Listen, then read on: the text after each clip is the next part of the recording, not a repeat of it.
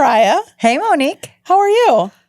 I'm doing okay. I feel like it's been a wild few weeks. Yes. And the start of the year has just been, I don't know, aggressive.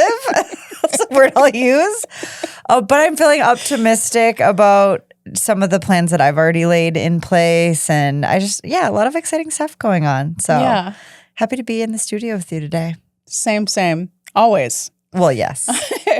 So today I really want to talk about a book and kind of review the book and share the book with others that has been super foundational and super mind pattern changing, altering for me. It's the book, A Happy Pocket Full of Money. It's just a cute name. I know, it is a cute name. It's you're like, oh, it's a cute book. There's a lot of good shit in there, right? It's a seriously life-changing book. Yeah. So I'd like to get into it. I want to hear your feedback because I know that you've read the book too. So what do you say? Should we get into it? Oh, you know I love some good book talk. Let's do it. Talk booky to me. Welcome to Heart and Soul, the podcast where we empower and inspire women to lead their best lives, harnessing the power of their hearts and souls. We are Mariah And Monique, your hosts and guides on this journey of self-discovery and personal growth.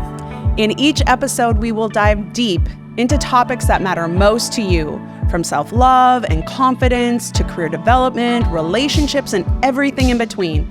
We believe that every woman has a unique strength and inner wisdom waiting to be unleashed. Join us as we cover insightful heart and soul-centered topics and interview incredible women who've overcome challenges, chased their dreams, and found their true purpose. Through all of this, you will discover practical tips, strategies, and real-life stories to help you navigate life's twists and turns. For whatever season of life you're in, this podcast is your safe space to explore, learn, grow, and possibly even laugh and cry with us. So grab your headphones, maybe your favorite drink, and we'll embark on this transformative journey together. With heart, I'm Mariah. And with soul, I'm Monique.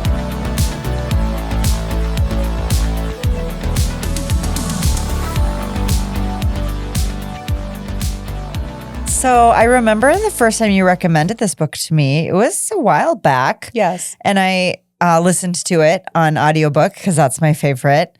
And I was like, whoa, Monique, this is good stuff. Yes. Where did you even find this book? Yes. And I love that you have brought it back around to refocus on. And that's been true for a lot of the books. Yes. If we love it, we tend to dive into it and reread it and then teach it. And again, yes. And so I'm excited that this one is come up. And Yes. I'll let you dive into it. But I just wanted to say, I'm so grateful you introduced it to me. Yeah, thank you. I was in a coaching program, and one of the fellow coaches was just really haphazardly this is the best book I've read, and I've read all these books on manifestation and abundance and money. And I was like, oh, I just took a quick little jot because the name sticks out. It's kind of different. A Happy Pocket Full of Money. It doesn't actually sound like what you're used to hearing in this space. No. It's sort of cutesy. Yes, exactly. And it's infinite wealth and abundance in the here and now. Yes. Right? Yes.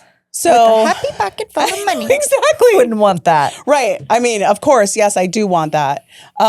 So I just kind of jotted it down, and then I bought it and I started reading it, and I was like, whoa, now this is legit a book. Later to find out that the guy who wrote it, I think he's African. He's from Africa, some country in Africa. I'm sorry. I read it, but I can't remember. And he was doing work on the movie The Secret and the book The Secret, The Secret. right? So he was really into, and if anybody who's ever watched The Secret, it was kind of like one of the first woo little docuseries or documentaries or whatever about the book The Secret, which was all about manifesting. All of us, the huge people who love manifesting, have watched it or read the book or whatever. And I read it years ago. So I was like, oh, well, I'm already sold if this guy was into that, because that helped me frame visualization and intention setting and setting goals in a different sort of way versus just like writing them down and hoping and praying that someday they come to fruition. So anyways, I read the book and I was like, it took me a really long time because there's just like, it's so basic, but so dense. Yeah. It's heavy isn't the right word, but you almost have to go slowly and digest and implement and train your brain. Yes. You don't just like read it straight through and then be like, oh yeah, cool, got it. Yeah, right. Like it takes time. Exactly. Just like with The Big Leap, another one of our favorite books. Yes. I mean, every time it's this tiniest, simplest little thing, but every time I'm like, oh, right, okay. Yes, that book is very similar, I would say. Yes. Wouldn't you? Yes. So I've read like You're a Badass with Money and I've read like Gabby Bernstein's abundance books. But this book for me just has stuck with me. Yeah. And so I started last, I think it was in the summer, and I was like, I just decided and I claimed that I wanted to be wealthy off of my coaching practice. Yeah. I've been wealthy in numerous ways, but I was like, with the time I have left with my career, I want to be someone whose impact on the world is known for coaching and in just the people's lives that I meet. Because I believe that all the things that I've learned up until this point are helping me lead and help other people be their accountability buddy, help them learn how to meditate, help them learn all these skills through, spiritual practices, or also just like being a trusted advisor for high profile women who are just going through it, right? Because I've done that too. But I really wanted, so for myself, I figured I'm the right person. I know what I'm doing is the right calling. Now, why am I playing small? Yeah. So when I sat with it, it really came down to my mindset. Yep. Around value and worth. And I had to challenge some of the beliefs. And we've done some episodes on worth, like claiming your worth. Yep. And that's great and all. But I really believe that I was still, no matter how much money I have in the bank, I had scarcity. And I've been working on this concept of non-scarcity, like an abundance thinking forever. But when I read this book, I was like, if I could just embody this book, if I could get everyone to embody wealth consciousness, the state of being wealth consciousness is where abundance, fulfillment, prosperity naturally flow versus like that resistance to it. Yep. Yes, like I must or I have to, but it's just like it's our birthright. Kind of like being worthy as a birthright. Yeah. So is wealth consciousness, but a lot of us really struggle. And I was like, the reason I'm so passionate about it right now in my life is obviously because I'm working on it, but also I feel like a lot of the fear factoring going on in our country and around the world is just scarcity mindset. Oh, 1,000,000%. And the best way to manipulate and control people is through their assets and their money. Yeah, and scarcity and fear. Fear of just not having enough. And what is our, in the United States, like currency? Money. Yep.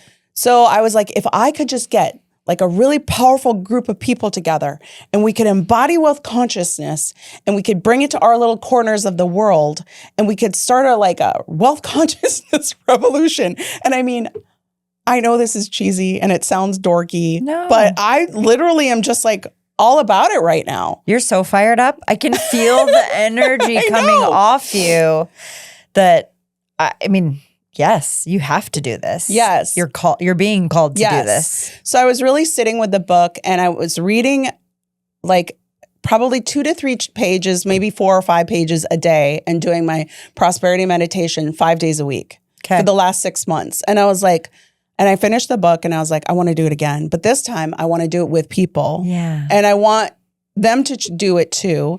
I just want to keep building it and building it and building so that these principles, these concepts and ideas that this person wrote about using quantum physics, using time, right? We've talked about time and scarcity around time and how to actually work with the laws of the universe versus working against the laws of the universe. If I could just help people in that way and also build like my collective of women who are doing this, I don't know. I'll digress a little bit. So give me some thoughts about this. Yeah, well, I mean, it's something I feel passionately about too. I know. Is scarcity. Yes. And I am confronting it myself all the time. So as much as I talk about it to other people, my passion is because I'm also dealing with it, right? I don't have this mastered. Nobody's going to master it every day and in every scenario. It's like recognizing it, calling it out, seeing it, and then training the brain or overcoming the mindset to abundance is the fastest way to wealth, growth, happiness, blah, blah, blah, right? Like it's so simple and yet so difficult. And all of the forces of, just like so much the way that the world is built and structured are against it. It's this concept of like, there's not enough to go around. But based on like, who says, right? Who gets to decide that? Right. There's plenty to go around. I remember the first time I heard someone talk about that, like abundance mentality and the idea of like there's plenty of money to go around. I was just like, wait, what? And then as I thought about it longer and harder, I went, right. Like who gets to call the shots? Right. So at the end of the day, you can only call your own shots. And if you have that mindset, you're going to be stopping that flow to you of all of it every time. And so it's like constantly working to retrain the brain to think out of and act out of and expect out of abundance. And every time I do it, I'm like, all right. That's right. Oh, the flow. Why did I think so nice. Yes. But it's an act. It's a work in progress. It's a practice. A practice. Yes. Yeah. And I love anytime I have a book or podcast or anything that just can get myself back into that thinking. Yeah. I'm grateful for it. And I think this one, I like that you're taking it now as a way to teach others and to bring others, because if we're around people that understand this, it gets a lot easier. Totally. It's so much easier. Having conversations around it, being in the energy of it. So I'm starting a book group, and not a book club, but a book group for 6 months because I wanted to slow it. You can read this book in a month or less, right? But I wanted to slow down the process because I believe embodiment happens when you fully understand and integrate the teachings, meaning like I read a little bit of it, I contemplate a little bit of it, maybe I journal a little bit on it, and then I have a practice that surrounds it because my programming is so deep because my past, my history, how I was raised were all contradictory to an abundance mindset. I'm a first gen, so like first gen American, and sometimes first generation Americans, their parents they're just basically surviving because they're new to this country and they're trying to make their mark. And so they're really thinking about like, how do I pay the bills? Not like, how do I thrive? Now, I know my parents did a great job. I'm not trying to blame or say anything like that, but like it is ingrained in the way in which I was raised.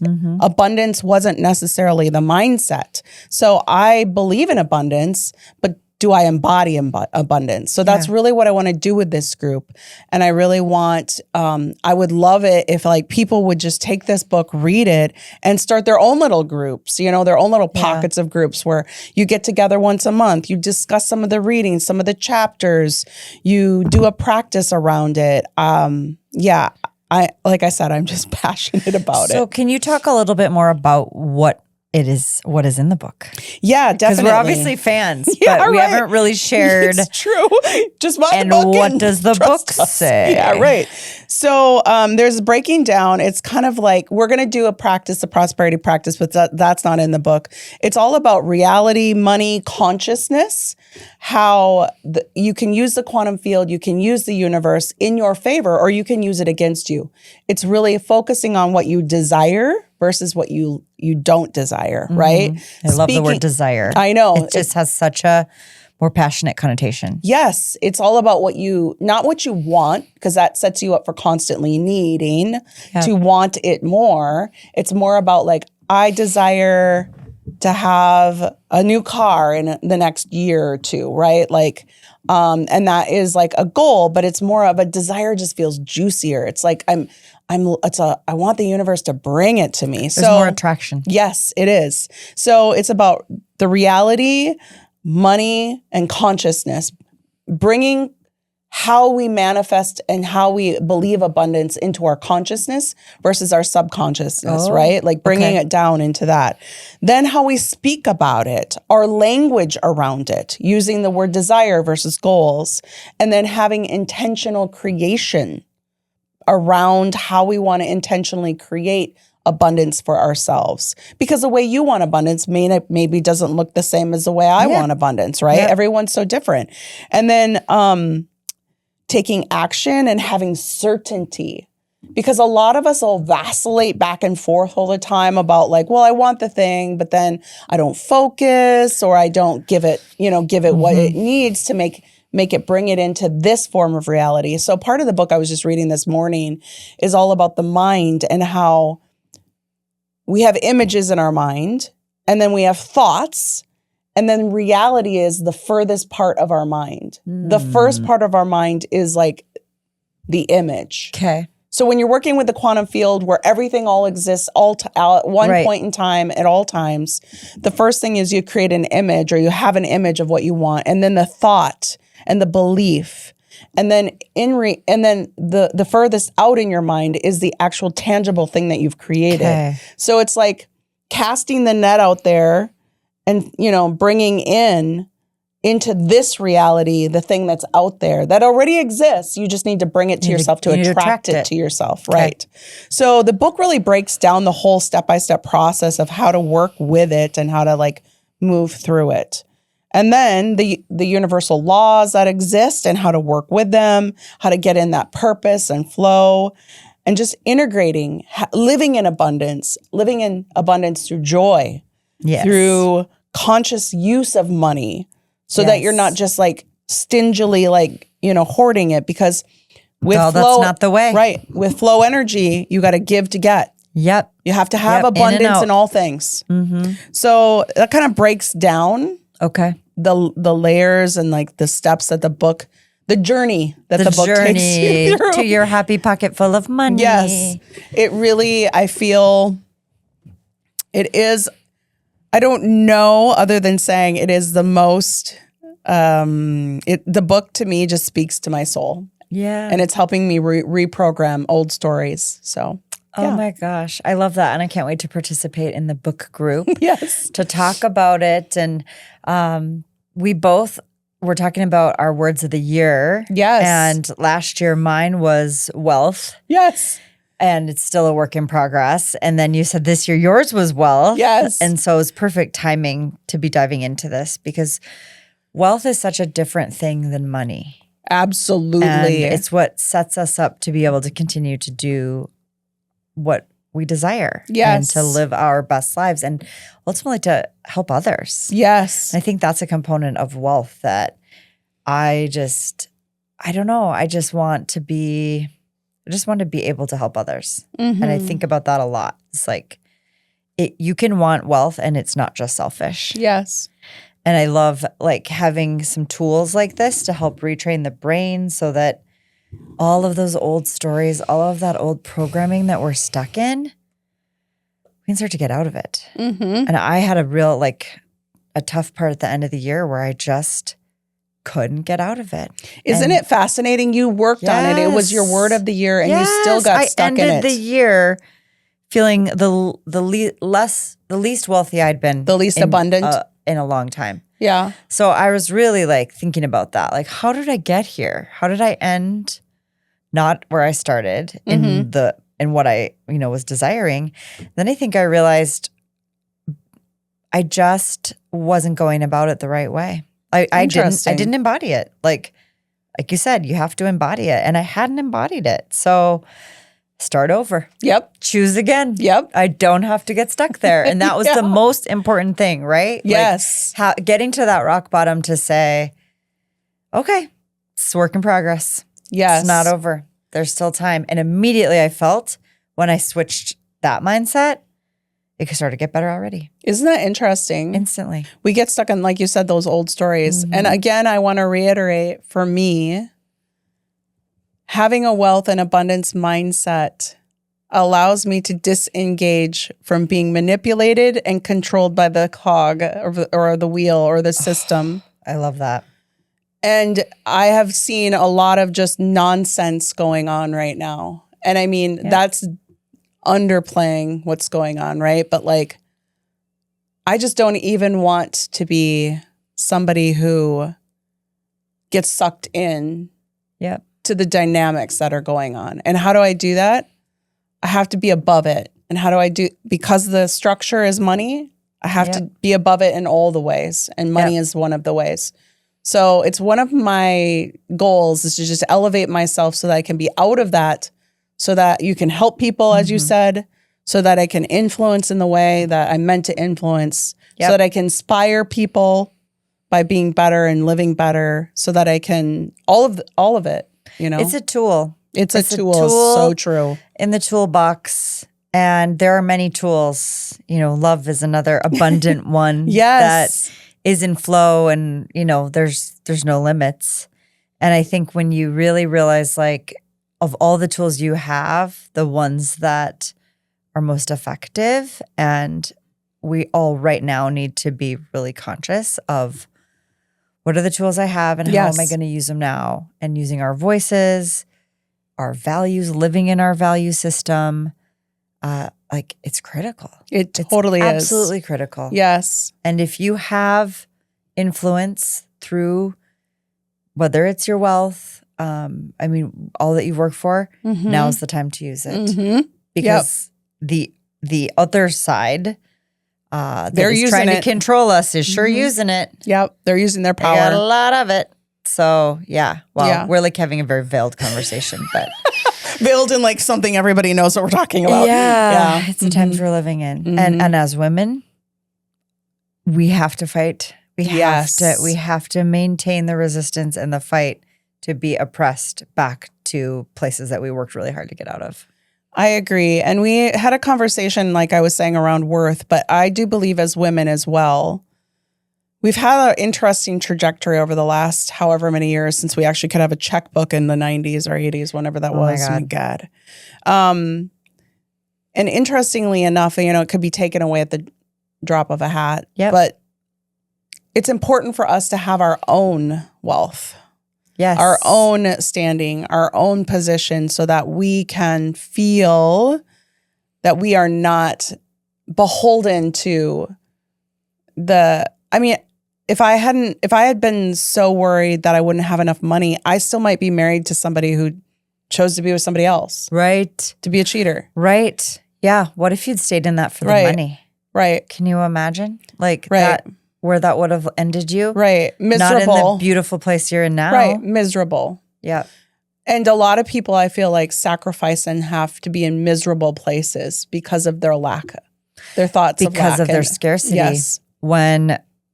If they could see the situation with opportunity of abundance or the abundance that already exists, they would get the hell out of there immediately. Right. So that's why I'm so passionate about this right now, because I'm just feeling like it is one of the tools, antidotes to what's going on right now. And I know probably people are like, come on, really? Yes, really. It is. Yes. It's a way to arm yourself. And it's a way to have power. Arm people for power. And when you are in this flow, you feel it. Yes. And you do feel that you're powerful. Yes. And that you don't have to be manipulated. Right. And we're not talking like powerful, like ego. We're talking about like, I have choices. Yep. I have the choices to make of whether I want to stand behind something or not. Yeah. And life is just a series of choices and decisions. And when you can make a more elevated choice because you're not thinking out of scarcity or even just survival. Yeah. You're able to thrive, and then you bring everyone else along with you that thrives, so that they thrive too. So anyways. Oh my goodness. I could go on and on. Please, people, read the book. Yeah. I've got it right here for people video. It's and it says throughout the book, I am wealth, I am abundance, I am joy. It just says it all throughout the book. Like, I just want that program. I'm wealth, right I'm here. abundance, I'm joy. What is it? What is the catchphrase on the back here? Let's see. It's, oh, how perfect. It's not just about money. Like, money isn't even the word, right? It's so true. It's abundance. Like, true wealth is not about buckets of cash. Nope. Yeah, because that cash is gone as fast as you can get it. Like that. And it's actually it's not even tangible anymore because it's just in our bank accounts. We don't even actually ever get cash. Yeah. And it could come and go as fast as you have it. So I like how it kind of breaks down on the back of the book here, like the key pieces. Learn to use an internal mantra to build wealth consciousness. Yes. So that's like you talked about. You've got this meditation. Yep. So that you have a place to go when you feel that scarcity creeping in to trigger yourself out of it using this mantra. Yep. Practice conscious and deliberate thoughts and intentions. Yes.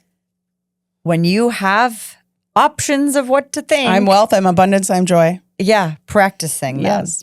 Decide. There's our decision making again. Yep. Define. Be clear about something, clarity, and set goals that you can believe in. Yes. And then practice gratitude, giving, and faith, and experience abundance and joy in your life. That goes back to that, like the giving piece, the gratitude piece. Like it just comes back around. There's never been a time that I haven't gone to giving or gratitude in a low place that I haven't immediately felt. It came back around. And so they often say, like, if you're struggling, if you're depressed, if you're in a really difficult time, go help someone else. It does make you feel better. Someone else. It will instantly shift where you're at. There's always somebody else that's struggling worse than you are. Yes. And you can always help them. And the next thing you know, you turn around and someone's helping you. Yes. So we live in an abundant universe. And I think a lot of us are brainwashed along the way to believe we don't. This book helped me remember that we do. Well, that seems like a good note to end on. Yes. I love how fired up you are about this. Aww. It's a passion that is just clearly burning inside you. Yeah. So we're going to be going through it together. I'm sure we'll have more conversations about this as we're rereading it and studying it and manifesting the wealth that we want. And I know you and I have some big goals for this year. Yes, we do. All of which are just so full of joy that I'm so excited to be working on them with you. So hopefully from this episode, you've just enjoyed listening to us because, you're our loyal listeners. But also that you go out and order this book, Happy Pocket Full of Money by David Cameron Giocondi. And we'll link to it in our show notes too. Yes. But follow along with us. Let us know what you think about it. And remember that you are worthy and you deserve all the love, abundance, and joy. Cheers, friends. You've just finished another episode of the Heart and Soul Podcast. We hope that you've enjoyed the show, and if you've loved it, we would love if you'd leave us a 5-star review on whatever platform you're listening. You can find links to leave that review in the show notes, where you'll also find other resources that we reference on our show. And if you think a friend could find value in today's episode or any future episodes, please share this episode with them on social media. This is one of the only ways the podcast can organically grow, and we just can't wait to connect with you and all of your besties. You can also find Monique and I on our many social media platforms or our websites, and we're going to leave links to those in the show notes as well. Thank you for listening. We look forward to sharing our hearts and souls with you again next time. With Heart, I'm Mariah. And with Soul, I'm Monique.